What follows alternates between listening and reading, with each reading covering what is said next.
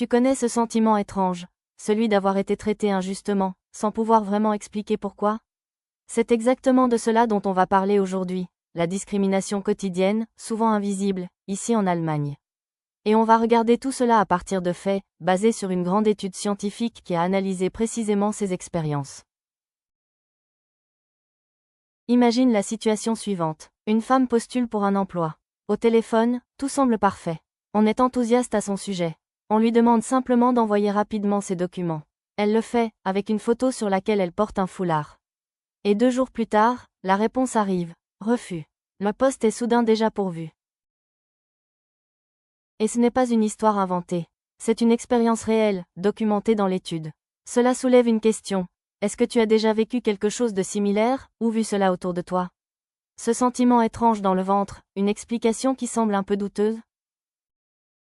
C'est précisément là qu'il faut commencer.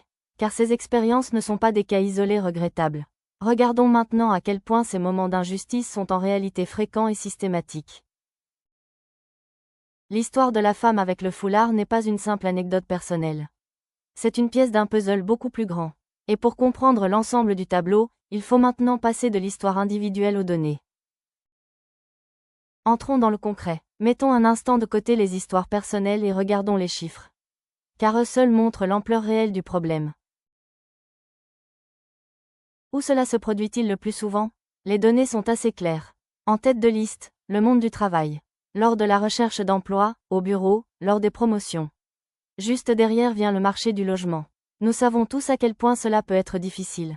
Et ensuite la vie publique quotidienne, faire des courses, prendre le train, aller dans une administration. Ce ne sont pas des situations marginales. C'est le cœur de notre quotidien. Et pourquoi les gens sont-ils désavantagés? Quelles sont les raisons? Selon l'étude, les facteurs les plus fréquents sont l'origine ethnique, le genre ou l'âge. Mais aussi un handicap ou le statut socio-économique, c'est-à-dire la perception d'être pauvre ou riche, joue malheureusement un rôle important. Regarde ce chiffre, 58,3%. C'est plus de la moitié. Et c'est le point vraiment décisif. Ce chiffre représente toutes les personnes qui, après une telle expérience, n'ont rien fait. Non pas parce que cela leur était égal, mais par pure résignation. Par ce sentiment paralysant, de toute façon, ça ne sert à rien, c'est en quelque sorte une capitulation silencieuse face à l'injustice. Cela nous mène à une question très importante. Si les chiffres sont si clairs, pourquoi tant de gens remarquent-ils à peine la discrimination dans la vie quotidienne? Pourquoi est-elle si souvent ignorée ou minimisée avec des phrases comme « ce n'était pas méchant ». La réponse se trouve en grande partie dans notre propre esprit. Regardons les mécanismes psychologiques qui nous rendent parfois presque aveugles face à l'injustice. Tout commence par les stéréotypes. Il faut savoir que notre cerveau aime l'efficacité.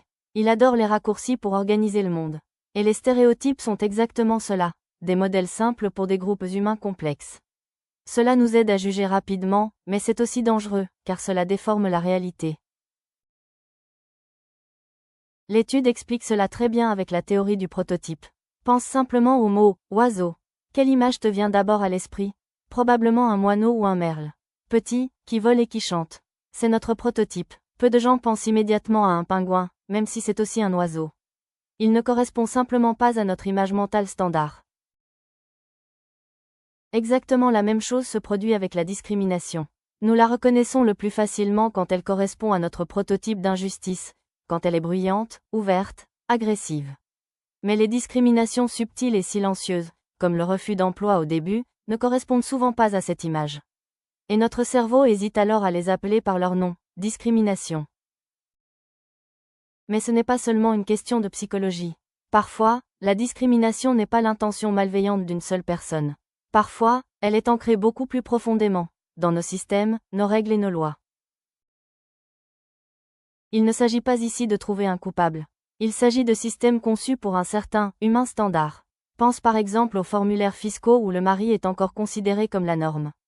Ou aux transports publics difficilement utilisables pour les personnes handicapées.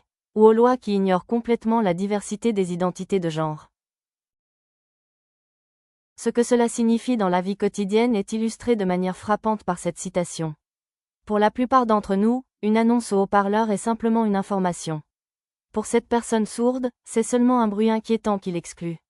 Ici, Un système qui n'est pas conçu pour tout le monde crée chaque jour de nouvelles barrières. Nous avons maintenant examiné le problème sous différents angles.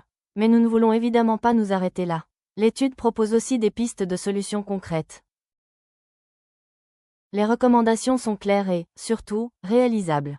Il s'agit d'améliorer les lois pour que personne ne passe à travers les mailles du filet. Il s'agit de plus de transparence, par exemple sur les salaires, pour rendre les inégalités visibles. Il s'agit de formation pour apprendre à reconnaître nos propres préjugés. Et surtout, il faut des services de conseil solides et bien financés pour toutes les personnes qui cherchent de l'aide.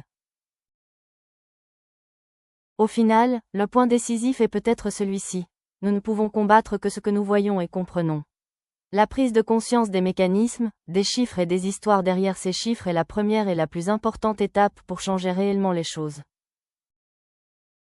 Et pour finir, j'aimerais te laisser avec une question. Après tout ce que tu viens d'entendre, que signifie réellement l'égalité de traitement pour toi? Dans ton quotidien, personnellement, prends un moment pour y réfléchir. Aujourd'hui, nous avons présenté une étude de l'Agence fédérale allemande de lutte contre la discrimination de 2017. Tu as des questions ou des idées de sujets? Écris-moi à youtube@empowermigra.com. Empower Migra, comprendre commence par écouter.